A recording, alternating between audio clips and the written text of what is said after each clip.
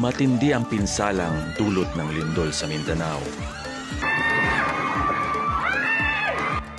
Pero ang nagbabadyang lindol sa Metro Manila, mas malakas, Malagim ang senaryo. mas mapanganib, According to the study, sa unang 5 minuto pa lang, libo-libo na ang patay. mas mapaminsala.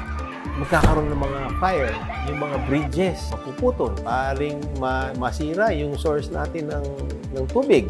Ito ang paalalang dapat mong tutukan. It's definitely going to happen. The question is when. Tune in na kay Tunying.